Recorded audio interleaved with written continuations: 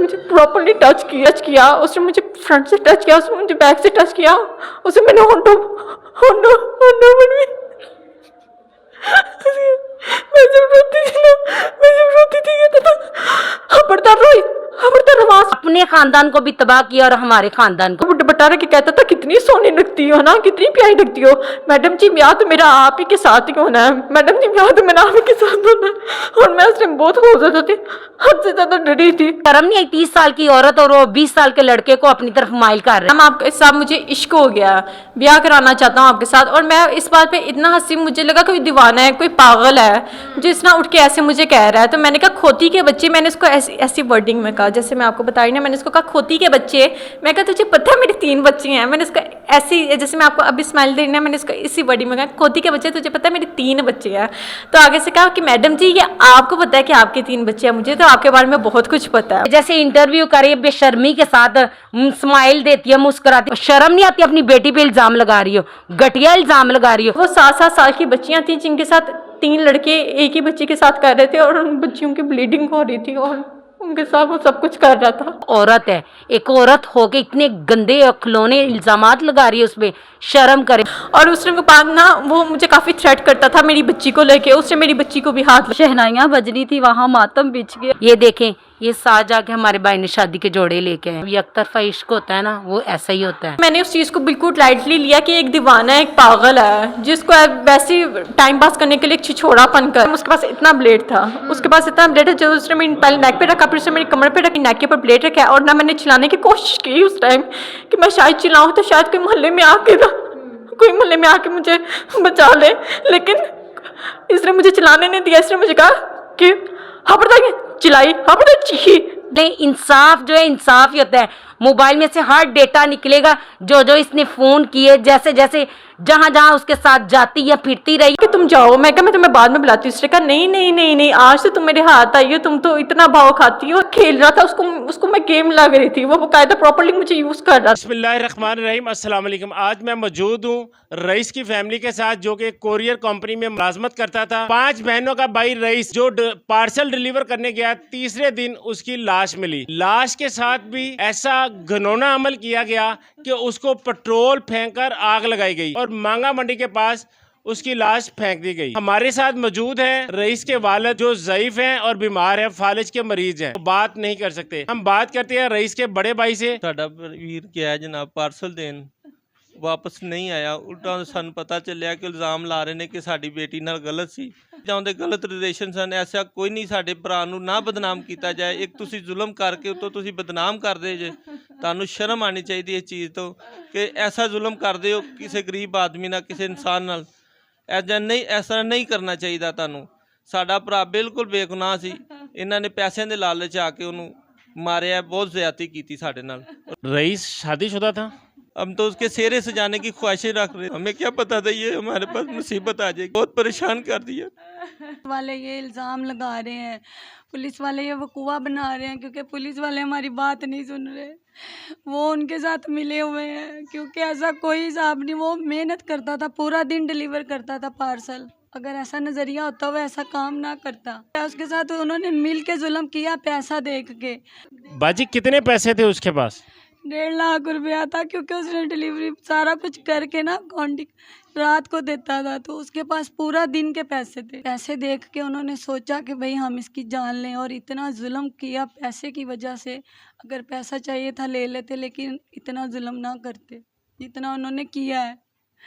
और हम इस वजह से परेशान है कि हमें 3 दिन के बाद उन्होंने उसकी डेड बॉडी बताई है पुलिस वालों ने।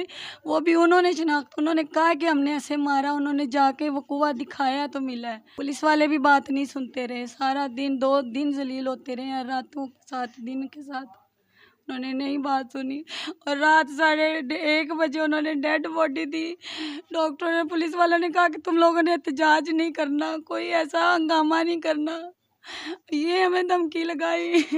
हालांकि उन्हें इंसाफ हमें देना चाहिए था, इतना जलील नहीं करना चाहिए था, वो बेकसूर था। नाज़रीन, 5 बहनों का भाई जिसको चंद रोज बाद सेहरे सजाए जाने थे, बहनें शादी की तैयारियों में मसरूफ़ थी। इसी दौरान खबर आ जाती है कि रईस को कत्ल कर दिया गया है। बाजी जब आप लोग उसको गए जिना हॉस्पिटल में उसको देखने के लिए, तो किस तरह पहचाना उसको? उसके हाथ बंधे हुए थे, हाथ बच गए, वो पीछे थे, हाथ में निशान था, बाकी सारा जला दिया उन्होंने। पाँव की उंगलियां देखी हमने, मोजे पहने हुए थे, पिक्चरों में भी सारा कुछ है, सारी दुनिया ने देखा, वो आप भी देखे। हमने वहाँ से शिनाख्त की है। चेहरा तो जला दिया, पेट्रोल छिड़क के, बॉडी जला दी, वो बाजू हाथ बचे जो उन्होंने रस्सी के साथ बांध के उसके पीछे रखे हुए थे, हमने वहाँ से शिनाख्त की। उसके हाथ पे निशान था एक, हमने वहाँ से पहचाना कि ये हमारा लाल है जो उन्होंने चौराहे पे ला के फेंक दिया। इतने बहन भाइयों का छोटा भाई लवारसों की तरह पड़ा है खेतों में, और जब हमने उसकी वो बॉडी देखी हमारी रूह कांप गई। क्या जुल्म किया था उसने बच्चे ने, छोटा सा बच्चा था मासूम सा, अपने माँ बाप को खुश करने के लिए काम मेहनत करता था। मुझे ये ना कहे मैं निकम्मा हूँ, हम लोग कहते थे कि ना भी करे तो कोई बात नहीं, माँ की आंखों का तारा था, माँ बाप को देख देख के उसको जिंदा थे।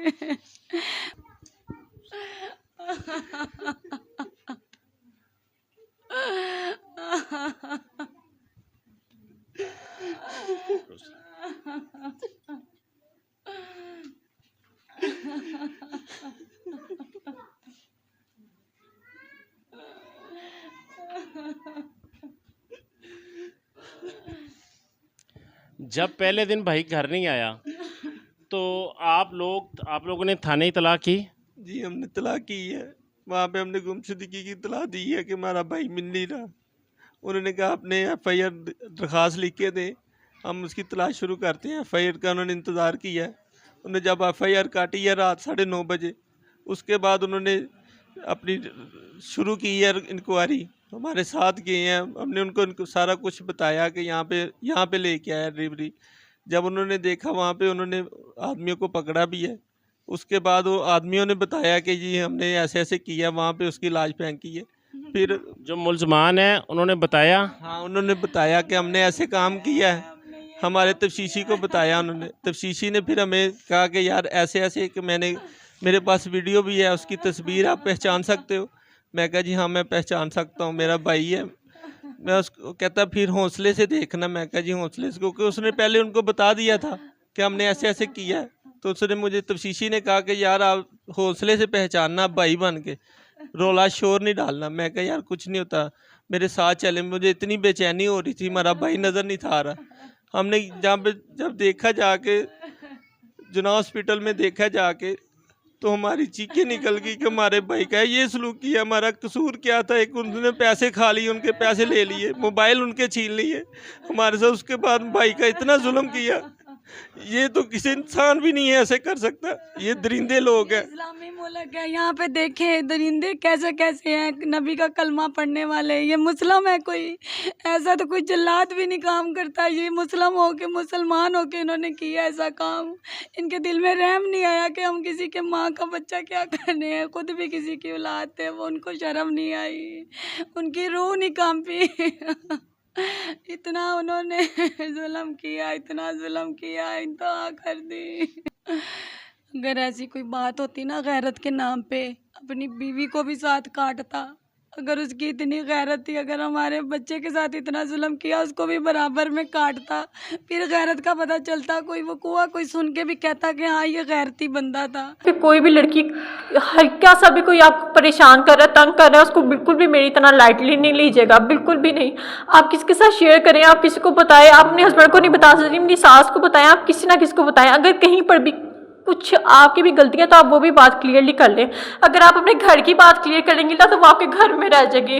आपको कम से कम मेरी तरह इस तरह से जलीलों को ख्वार नहीं होना पड़ेगा। यहाँ पे मुझसे अजीब गरीब से क्वेश्चन पूछे जाते हैं, सवाल पूछे जाते हैं, जवाब पूछे जाते हैं।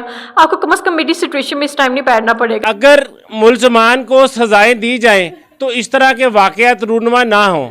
आज मेरे साथ रईस के वालिद गम से नडाल फालज के मरीज हैं, वालदा बैठी हैं, वालदा भी बीमार हैं, बहनें बैठी हैं, जो ये वो बैठी हैं।